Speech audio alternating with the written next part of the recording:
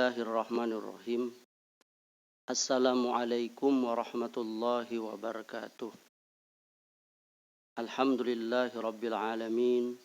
Ashhadu an la ilaha illallah wahdahu la syarikalah. Wa ashhadu anna Muhammadan abduhu wa rasuluh. Sallallahu alaihi wa ala alihi wasallam. Saudara-saudaraku yang dimuliakan oleh Allah, kita bertemu kembali di channel saya ini. Pada kesempatan kali ini, saya ingin menyampaikan sesuatu hal, yakni yang saya tujukan kepada kaum muslimin yang berada di kota saya ini, terutama kepada para ahli ilmu agama Islam, para ulamanya, para ustadznya, para guru, perihal tentang seorang ustadz di kota kita ini yang disinyalir mengajarkan ajaran-ajaran yang bertentangan dengan apa yang telah diketahui oleh kaum muslimin kebanyakan. Berawal dari keresahan sebagian kaum muslimin kepada seorang teman saya, yang teman saya itu memberikan kepada saya kabar tentang Ustadz Fulan ini. Lalu teman saya yang lain juga memberikan kepada saya rekaman-rekaman terkait apa yang diajarkan atau diceramahkan oleh ustadz tersebut. Maka saya telah mendapatkannya dan saya sendiri sudah menonton dan menyimak dengan baik dari video-video yang dia sebarkan. Tentu saya tidak menonton semuanya karena banyak sekali. Hanya beberapa saja yang saya punya kesanggupan waktu dan fisik. Maka dapatlah saya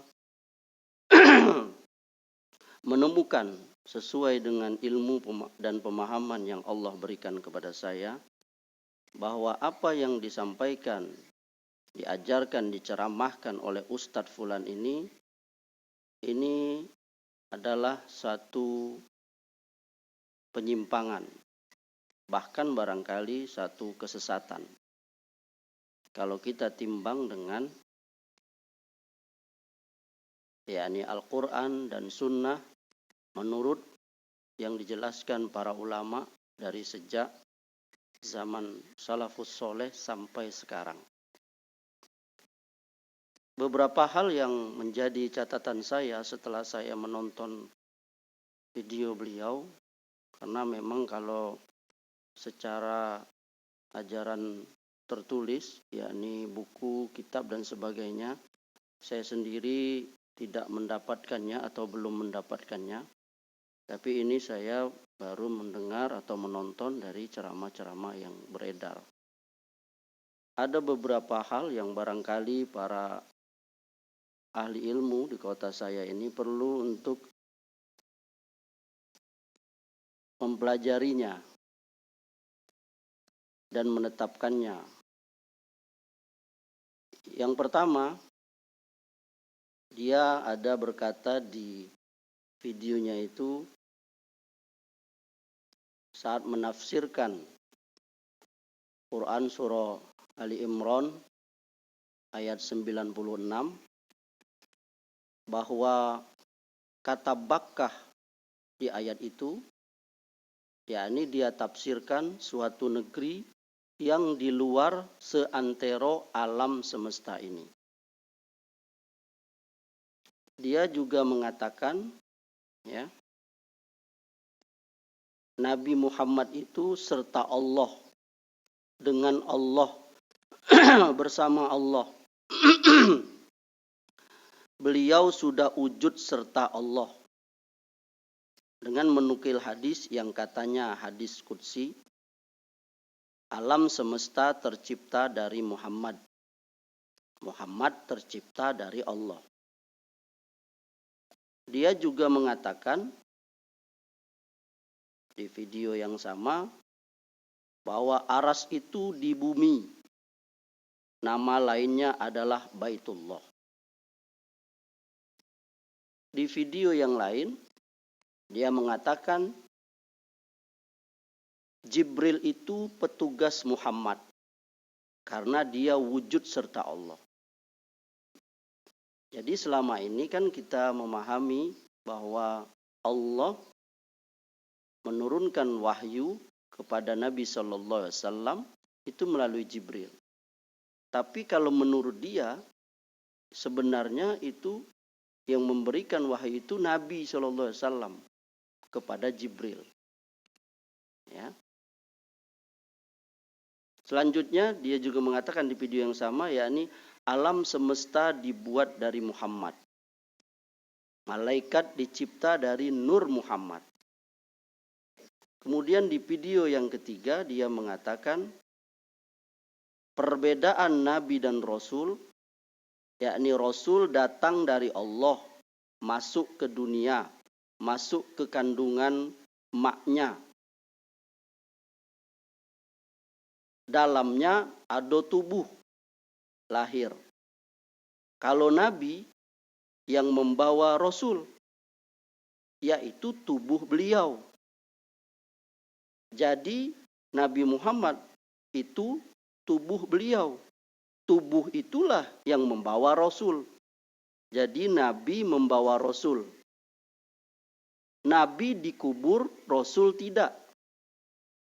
Kita tidak tahu di mana Rasul. Ya, dia berdalil dengan surah Al-Balad, surah Ali Imran 9697, surah As-Saff ayat 7. Ya. Dia juga menyebut, ya, saat saya ditanya oleh kawan-kawan, dia menyebut satu lembaga terhormat di kota ini. Saat dia ditanya salah seorang dari anggota lembaga terhormat di kota kita ini, dari mana Bapak dapat dalilnya? Mana hadisnya? Mana bukunya? Saya bilang ini bukan pelajaran orang sekolah. Hati-hati dari jawaban. Ya. Nabi Adam, sahabat, dia tidak sekolah. Ya, dari zaman Nabi Adam sampai para sahabat Nabi Muhammad SAW, mereka tidak sekolah. Tapi mereka tahu.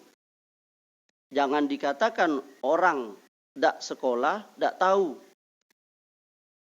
Justru di sekolah tidak diajar ilmu ini. Nah, dia mengatakan seperti itu.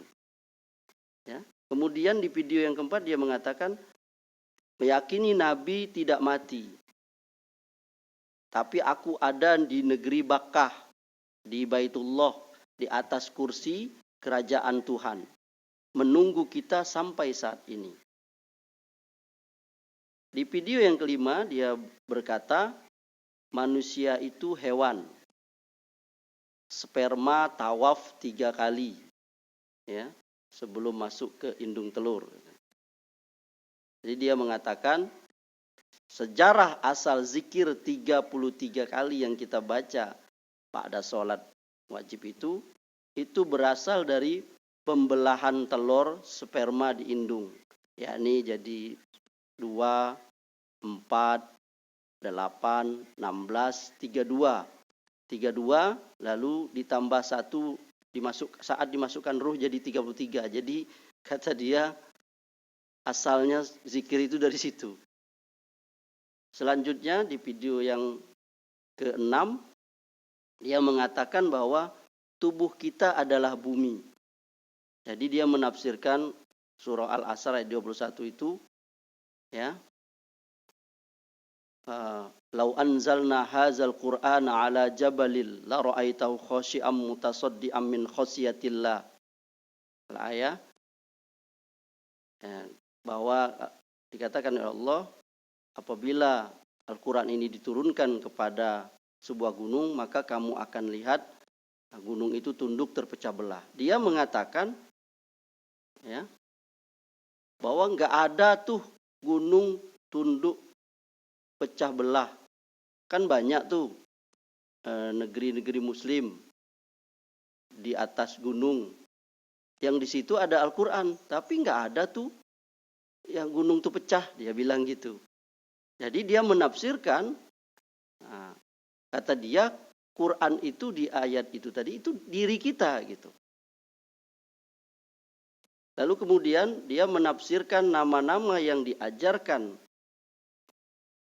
ya ke Adam pada surah Al-Baqarah ayat 21 itu sebenarnya bukan nama-nama benda di dunia ini, bukan, dia bilang. Itu sebenarnya roh, yakni diri kita, yakni maksudnya mengenal diri. Ya. Lalu dia juga mengatakan, kalau berbicara kafir, kita tidak pernah mengatakan orang yang agamanya beda dengan kita. Ya. Ini maksudnya dia mengatakan bahwa dia tidak pernah menyebutkan bahwa yang maknanya kafir itu adalah orang yang berbeda dengan agama kita. Kafir itu yakni mukmin, bisa juga kena yakni bergantung perbuatan. Nah, agama selain kita tidak kafir. Subhanallah. Sebenarnya tidak bisa menyebutkan hal ini ya. Lalu di video beliau yang lain juga ya, saat dia berkata bahwa saat dia ditanya oleh orang, kenapa Anda Ustadz banyaklah menukil akal daripada wahyu? Maka dia jawab, wajar saya banyak menggunakan akal daripada wahyu. Ya, karena saya bukan nabi. Nah, dia menukil yang kata dia hadis, yakni agama itu akal. Tidak beragama orang yang tidak punya akal. Barangkali ini maksudnya kemampuan saya, Amri, untuk menonton video-video yang telah beredar di dunia maya dari ajaran sang ustadz ini. Jadi saya sendiri tidak akan memberikan bantahan secara khusus pasal per pasal, karena sebagaimana yang kita ketahui, saya yakin bahwa kaum muslimin yang awam pun dapat mengetahui bahwa yang diajarkan beliau ini, yakni Ustadz Fulan ini, itu mengandung kesalahan, bahkan barangkali kesesatan. Hanya yang saya maksudkan pada kesempatan video ini, saya ingin meminta kepada para ahli ilmu, para ulama, para ustadz yang berada terutama di kota saya ini, untuk mempelajari sang ustadz ini, apa yang dia ceramahkan. Kalaulah memang dia mengajarkan sebagaimana yang saya pahami, yakni kesesatan, dari yang saya sebutkan tadi, bukti-bukti secara video ya, maka kita bisa memperingatkan beliau, terutama para ahli ilmu atau lembaga Islam yang berkompeten dalam hal ini, bisa memanggil beliau, mengingatkan kepada beliau, dan menyuruh beliau untuk rujuk dari apa yang diajarkan selama ini. Dan kalau dia tidak mau, maka kita akan mentahzirnya, yakni mengingatkan umat tentang beliau ini, bahwa apa yang dia ajarkan itu mengandung kesalahan, bahkan kesesatan. Kalau saya pribadi melihat dari apa yang dia sampaikan sesuai dengan video-video yang saya tonton, sesuai ilmu yang saya miliki, maka kalau saya timbang dengan apa yang semisal ditetapkan oleh standar yakni SOP yang diberikan oleh Majelis Ulama Indonesia Pusat, salah satunya ada pada bab ke-6 yakni kriteria sesat, yakni dikatakan di sini berdasarkan pedoman penetapan aliran sesat yang telah ditetapkan pada Rakernas MUI tahun 2007, sebuah aliran atau kelompok dinyatakan sesat bila memenuhi salah satu dari kriteria kesesatan, yaitu di sini disebutkan ada 10 kriteria. Maka saudara kita ini, yakni Ustadz Fulan ini dia masuk kepada poin yang kelima, yakni melakukan penafsiran Al-Quran yang tidak berdasarkan kaidah tafsir. Barangkali ini dahulu pengantar yang bisa saya berikan kepada kaum muslimin, terutama kepada ahli ilmu di kota saya tercinta ini.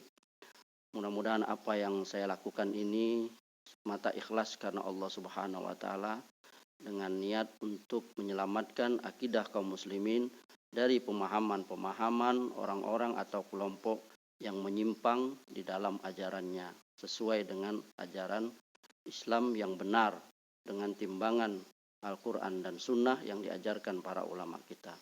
Demikian, semoga bermanfaat. Allahu a'lam bissawab. Subhanakallahumma wa bihamdika asyhadu an la ilaha illa anta astaghfiruka wa atubu ilaik. Assalamualaikum warahmatullahi wabarakatuh.